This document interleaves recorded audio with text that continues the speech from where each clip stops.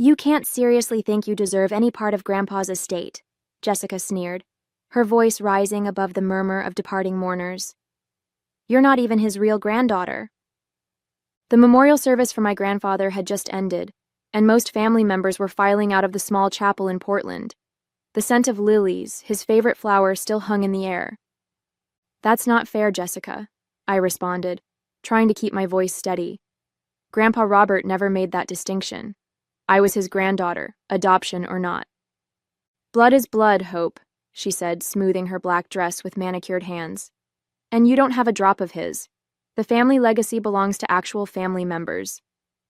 I felt a heaviness in my chest that had nothing to do with grief. He was my grandfather for 25 years. That counts for something. It counts for nothing, legally, Jessica shot back, her voice dropping to a harsh whisper. Look, I'm his only biological grandchild. Everything should come to me. If you fight this, you'll just embarrass yourself.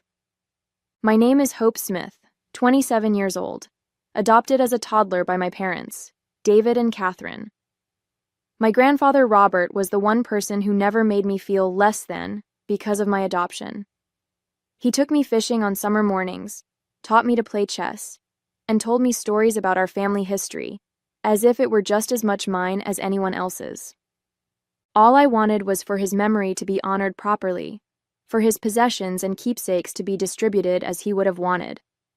Standing in my way was Jessica, my cousin who had always treated my place in the family as provisional at best, fraudulent at worst.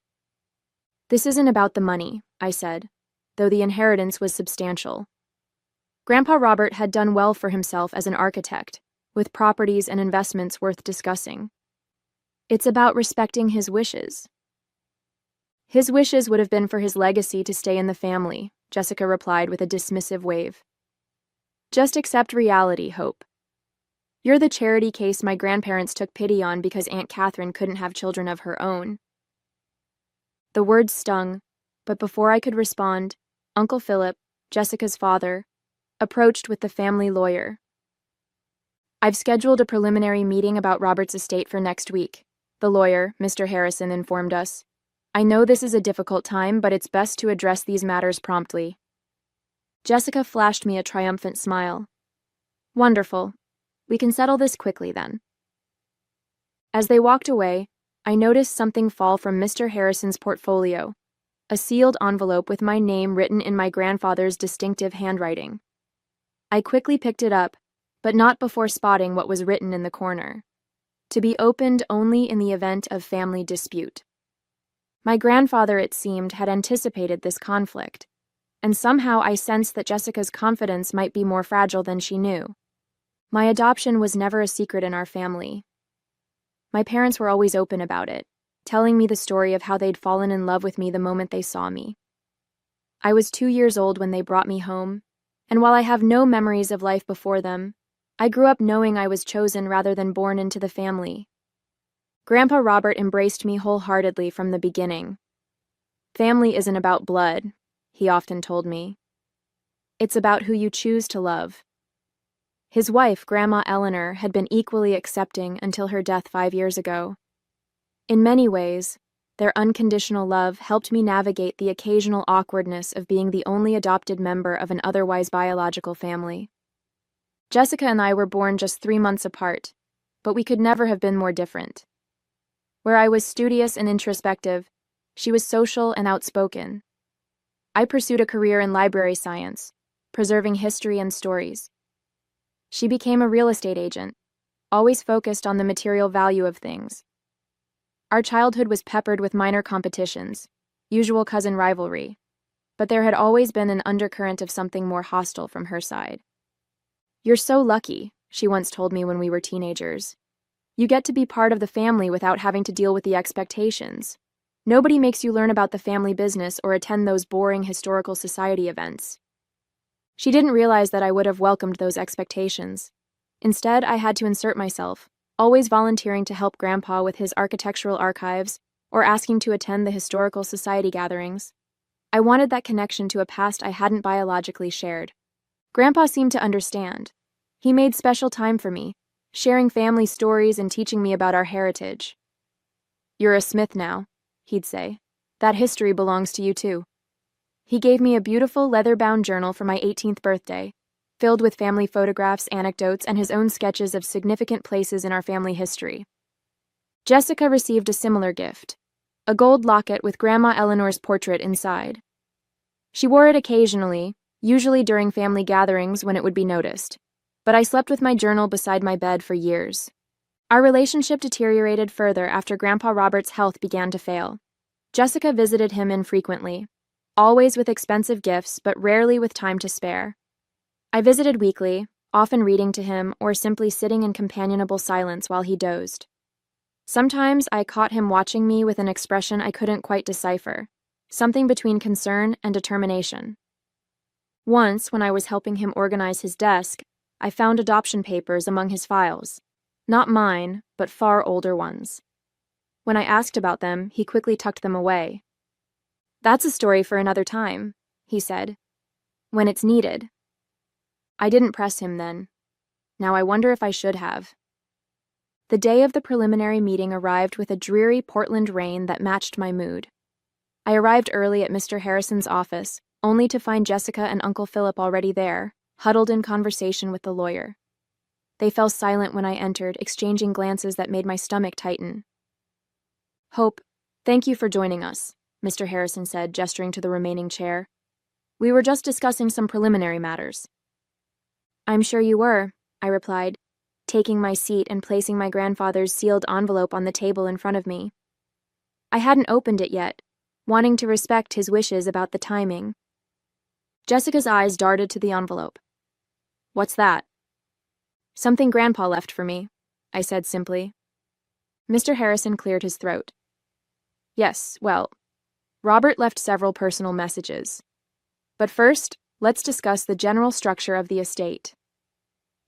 He outlined the assets: the historic family home in Portland's West Hills, a vacation property on the Oregon coast, investment accounts, and a collection of rare architectural drawings valued at over $500,000.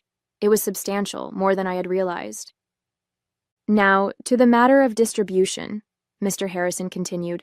"Robert's will specifies that the estate should be divided equally between his two grandchildren." "What?" Jessica blurted, her composure slipping. "That can't be right." Mr. Harrison adjusted his glasses. "I assure you, the will is quite clear." "But she's adopted," Uncle Philip interjected, pointing at me. "She's not a blood relative." "The will specifically names Hope Smith as a beneficiary," the lawyer replied firmly. Jessica's face flushed with anger. "This is absurd. My grandfather wouldn't have wanted family heirlooms going to someone who isn't even family." "I am family," I said quietly. "Not in any way that counts," Jessica snapped. She turned to Mr. Harrison. "I want to contest the will. She must have manipulated him when he was ill. There's no other explanation." "That's a serious accusation," Mr. Harrison replied, his tone sharpening. "It's the only logical explanation," Jessica insisted. "She spent all that time with him when he was vulnerable, reading to him, helping with his papers. Who knows what she was really doing?" The implication stung. "I was being a granddaughter," I said. "Something you apparently couldn't be bothered to do." "You're not his granddaughter," Jessica was shouting now. "You're just some random child my aunt and uncle picked up because they couldn't have kids of their own. You have no right to his legacy, no right to anything with the Smith name on it." The room fell silent. Even Uncle Philip looked uncomfortable. "Jessica," I began, my voice shaking despite my efforts to control it. "Grandpa Robert never saw me as less than family." "Then he was either senile or too kind for his own good," she replied coldly. "Either way, I demand a formal investigation into the circumstances surrounding his will. I am the only true Smith grandchild, and I won't let you steal what rightfully belongs to me." I sat there, stunned by the viciousness of her attack. This was beyond our usual tension. This was a full declaration of war. Mr. Harrison looked between us, then cleared his throat. "In light of this disagreement, I suggest we postpone further discussion. I'll need to review some matters before we proceed." He glanced at the envelope in front of me. and I believe some additional documents may need to be considered. As we left the office, Jessica brushed past me, then turned. "This isn't over," she whispered. "You might have fooled Grandpa, but you're not fooling me. You will always be an outsider." Her words echoed in my mind as I clutched the still-sealed envelope. Whatever it contained, I now knew I would need it. This wasn't just about the inheritance anymore. It was about my very place in the family I had always called my own. That night, I sat on my bed with Grandpa Robert's envelope in my trembling hands. "To be opened only in the event of family dispute," the inscription read. Well, if Jessica's declaration of war didn't qualify as a dispute, nothing would. Carefully breaking the seal, I found a brief letter and a small key inside. "My dear Hope, if you're reading this, then my fears have been realized, and Jessica has challenged your place in the family and in my estate. This key opens the bottom drawer of my desk in the study, the one I always kept locked. Inside, you'll find documentation that may help, along with another letter explaining everything more fully. Whatever happens, remember that family is about love, not blood. I have always considered you my granddaughter, and nothing can change that. With all my love, Grandpa Robert." The letter brought tears to my eyes, but it also steeled my resolve. The next day, I drove to the family home, using my key to let myself in. The house felt eerily quiet without Grandpa's presence. I made my way to his study, a wood-paneled room filled with books and architectural drawings. Using the key from the envelope, I unlocked the desk drawer and found a thick folder with my name on it, along with a second sealed envelope. I was about to open it when I heard the front door open. "Hello? Is someone here?" It was Jessica's voice. Quickly, I tucked the folder and envelope into my bag and shut the drawer. I had every right to be there, but I didn't want a confrontation. Too late. Jessica appeared in the doorway, her eyes narrowing when she saw me. "What are you doing here?" "Getting some personal items Grandpa wanted me to have," I replied, striving for a casual tone. "Nothing in this house is yours yet," she said, stepping closer. "The will is being contested, remember? You shouldn't be here taking things." "I'm not taking things. I'm retrieving specific items Grandpa left for me." Jessica's expression darkened. "You really won't let this go, will you?" "I spoke with a lawyer of my own yesterday. He says I have a strong case for being the sole heir. Adopted grandchildren don't have the same rights as biological ones in many situations." "That's not true," I countered, though in truth I wasn't certain of the legal details. "It doesn't matter," she continued, circling the desk between us. "Even if the law is on your side, do you really want to drag this family through a court battle? Think about Aunt Catherine and Uncle David. How do you think they'll feel watching you fight over Grandpa's money?"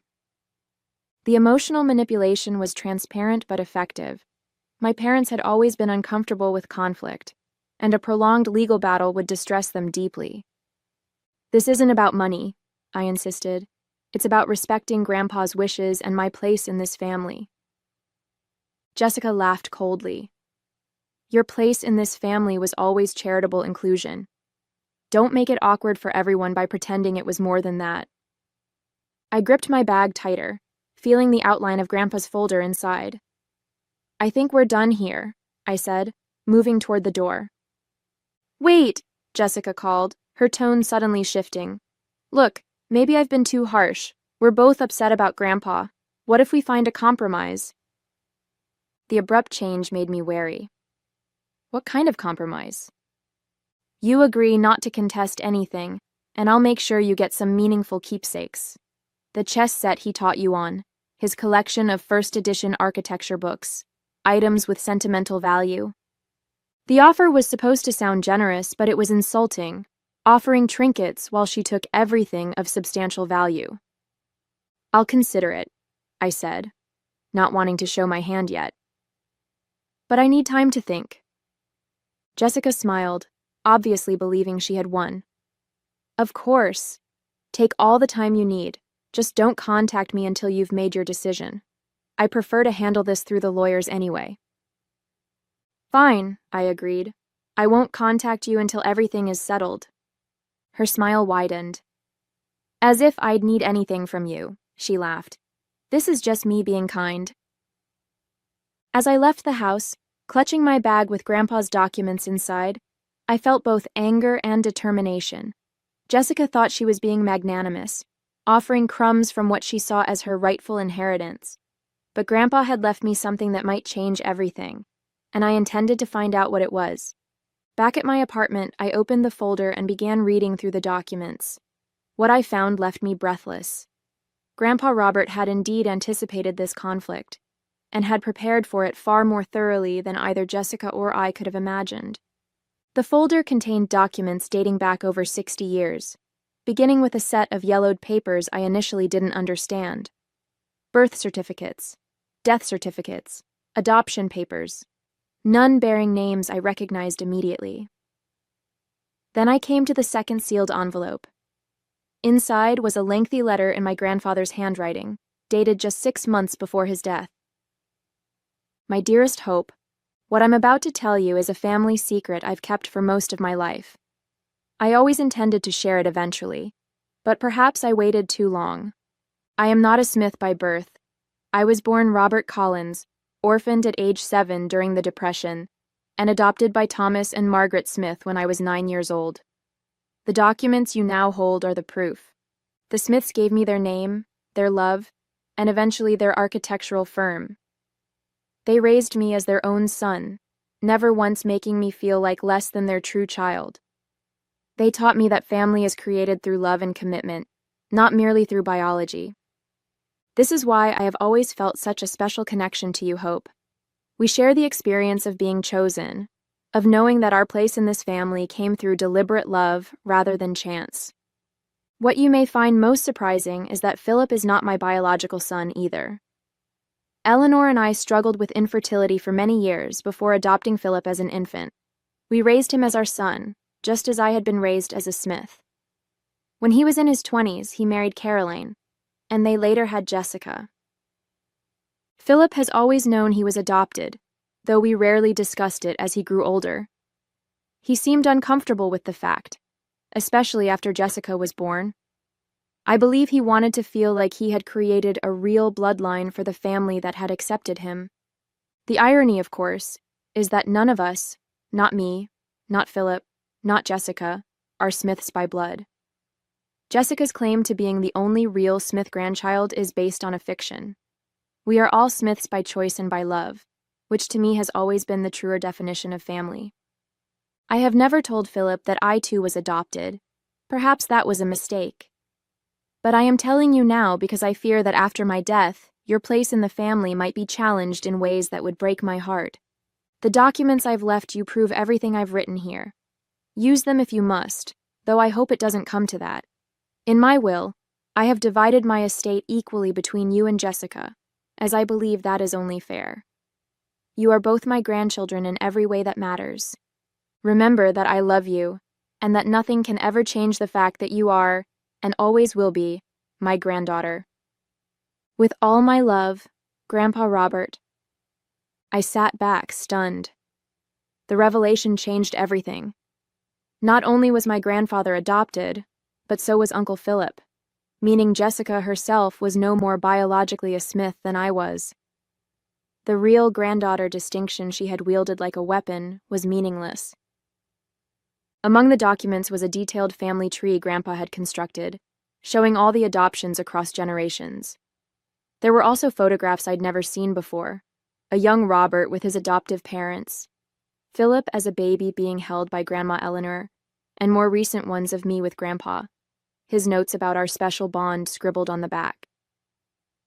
The final document was a legal affidavit he had prepared, formally stating his wishes that I be treated as his legitimate granddaughter and heir, with detailed reasoning about our shared experience of adoption into the Smith family. It was notarized and dated just weeks before his death, when he was still entirely lucid according to his doctor's attached statements. I realize now why he had spent so much time teaching me about family history, why he had given me the journal filled with Smith family stories and photographs. He wasn't just being kind. He was deliberately establishing my place in the family legacy, ensuring I would have the tools to defend it if necessary. My phone buzzed with a text from Mr. Harrison. Jessica's lawyer has officially filed to contest the will. We need to meet as soon as possible. I took a deep breath, gathering the documents into the folder. For years, I had struggled with feeling like an outsider, wondering if I truly belonged. Now I understood that my grandfather had felt the same way, and yet he had become the very heart of the Smith family, its most devoted guardian and historian.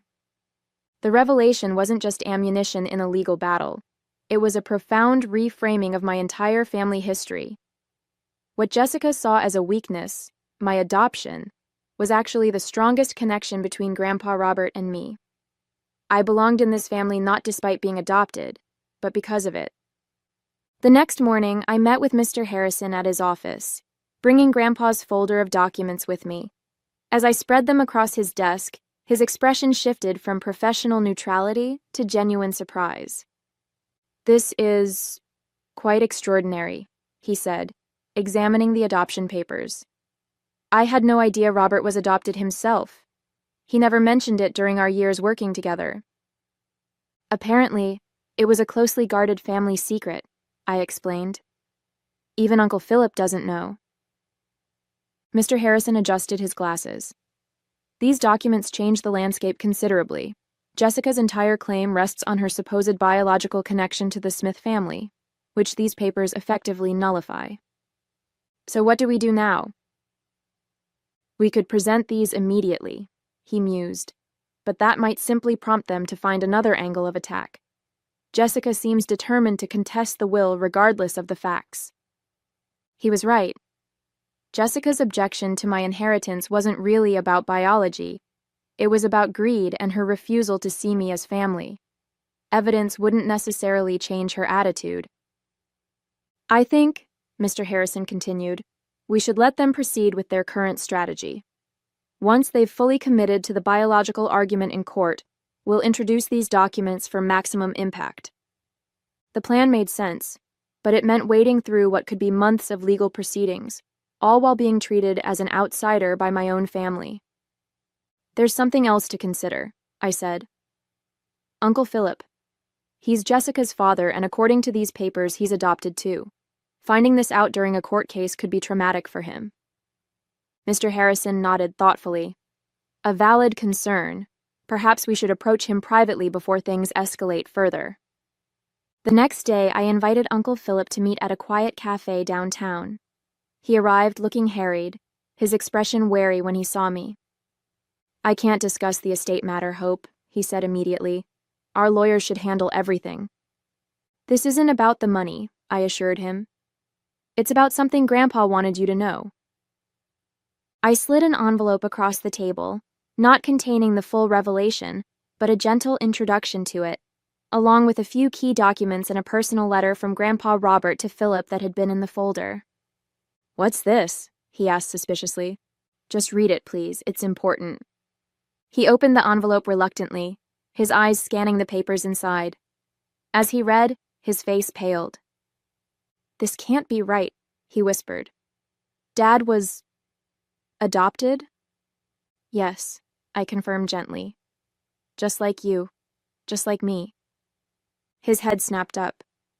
"How did you know I was—" "It's all in Grandpa's papers," I explained. "He left me documentation explaining the family history. None of us, not you, not Jessica, not me, are biologically Smiths. We're all Smiths by adoption and love." Uncle Philip sat back, visibly shaken. "He never told me. All these years." "I think he worried you might see it as diminishing your connection to the family," I suggested. "Especially since you've always seemed uncomfortable about your own adoption." He didn't deny it. "I just wanted Jessica to have what I didn't, a clear, unquestioned place in the family." "I understand," I said, and I did. "But Grandpa Robert believed family was about more than blood. That's why he left his estate to both of his grandchildren equally." Uncle Philip rubbed his face, looking suddenly tired. "Jessica won't accept this. She's convinced herself she's the only legitimate heir." "Then she needs to know the truth too," I said firmly. He shook his head. "Not from me. I can't be the one to tell her." As he left the cafe, I felt a mixture of sympathy and frustration. Uncle Philip clearly needed time to process this revelation, but his reluctance to confront Jessica left me in a difficult position. That evening, I received a call from Jessica's lawyer. They were escalating their challenge to the will, demanding an emergency hearing to prevent any distribution of assets until Jessica's claim as the sole biological heir could be heard. Mr. Harrison called shortly after. "They're accelerating things," he informed me. "The hearing is set for next week. We need to decide now. Do we present Robert's documents immediately or wait for the hearing?" I thought about Uncle Philip's distress, about Jessica's lifetime of believing herself to be uniquely entitled to the Smith legacy, and about Grandpa Robert's wish for both his granddaughters to share equally in his estate. "We'll wait," I decided. "Let them make their case first, but we should be fully prepared." "And Philip? Should we count on his support?" I sighed. I think he'll stay on the sidelines. This will come down to Grandpa's words versus Jessica's claims." As I hung up, I realized with sudden clarity what Grandpa Robert had done. By leaving me these documents, he wasn't just helping me secure my inheritance. He was entrusting me with the true Smith family legacy. The understanding that family is created through choice and love, not blood. The court case wouldn't just determine who received his material assets. It would establish which vision of family would prevail. 5 months after our confrontation at the memorial service, we gathered in a downtown Portland courthouse for the final hearing. The elegant wood-paneled room felt too formal for what was essentially a family dispute, but Jessica had pushed us to this point. She sat across the aisle with her lawyers, dressed impeccably in a conservative suit, exuding confidence. Uncle Philip sat behind her, looking uncomfortable but resigned. My parents were beside me, having finally been convinced to attend after initially wanting to stay neutral. Jessica's lawyer presented their case first, emphasizing her status as the only biological Smith heir, and suggesting that my grandfather must have been manipulated or confused when creating his will. He presented a revised family tree, highlighting Jessica's direct bloodline to the Smith family, while showing my adoption as a clear break in lineage. Robert Smith's intent was clearly to keep family assets within the family, her lawyer argued. Hope Smith, as an adopted grandchild, does not carry the Smith legacy in the same fundamental way that Jessica does. When it was our turn, Mr. Harrison approached the bench calmly. "Your Honor, before I present our case, I would like to submit additional documentation that directly addresses the claims we've just heard." He distributed copies of Grandpa Robert's documents to the judge, Jessica's lawyers, and Uncle Philip. As they reviewed the papers, a wave of whispers swept through the room. Jessica's face, previously smug, gradually transformed as she read, first confused, then shocked, finally ashen. "These authenticated documents," Mr. Harrison continued, "prove that Robert Smith himself was adopted into the Smith family as a child. Further, they confirm that Philip Smith, Jessica's father, was also adopted as an infant. Neither Jessica nor Hope has a biological connection to the Smith bloodline, as no such bloodline exists in this family." The judge peered over her glasses at Jessica's lawyer.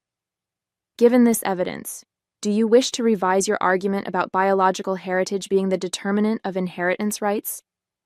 Jessica's lawyer stammered, clearly blindsided. Jessica herself sat frozen, the papers trembling in her hands. I met her eyes across the courtroom. For once, she had nothing to say, no cutting remark, no dismissive comment about my place in the family. The foundation of her entire claim had just crumbled beneath her. The true Smith legacy wasn't in blood but in love, exactly as Grandpa Robert had always believed. "Case dismissed," the judge declared, after Jessica's lawyers withdrew their petition. "The will shall be executed as written, with the estate divided equally between both grandchildren." Outside the courthouse, rain had given way to tentative sunshine, a perfect Portland spring day. Jessica stood alone on the steps, still clutching the documents that had shattered her worldview. When she saw me approach, she visibly stiffened. "Why didn't you tell me?" she demanded, her voice hoarse. "You let me go in there and humiliate myself." You wouldn't have believed me, I replied simply. And you made it clear you didn't want to hear from me until the estate was settled. She looked away. My whole life, Dad told me how important it was to continue the Smith family line. How I was special because I was carrying on Grandpa's legacy. Her laugh was bitter. What a joke! There is no Smith bloodline. There is a Smith legacy, though, I said. Just not the one you thought. Grandpa believed family was created through love and choice, not blood. That's why he was so accepting of my adoption. Because he was adopted too. That's the real Smith tradition. Uncle Philip approached hesitantly. I'm sorry, Jessica. I should have told you about my adoption years ago. I just wanted you to feel secure in your place in the family. By letting me believe a lie, she challenged. By letting you know you were loved, he countered. Jessica fell silent, the reality of our shared family history finally sinking in. In the end, we honored Grandpa Robert's wishes. The estate was divided equally, with Jessica receiving the coastal property she had always loved, while I took the family home in Portland. The architectural drawings we agreed to donate to the university where Grandpa had taught, ensuring his professional legacy would continue to inspire future generations. As for our relationship, Jessica and I aren't close. Too much has happened for an instant reconciliation. But at a small gathering to distribute Grandpa's personal effects, she approached me with his chess set in her hands. He taught you to play on this, she said, offering it to me. You should have it. It wasn't an apology, not exactly. But it was an acknowledgement, a small recognition that we were both Smiths. Not by blood, but by something far more meaningful. By Grandpa Robert's deliberate, enduring love. As I placed the chess set in my car, I found myself smiling. Grandpa had given me more than an equal share of his estate. He had given me the truth that had guided his life. That family is who you choose, and who chooses you in return. That was a legacy worth more than any inheritance, and one I intended to honor for the rest of my life.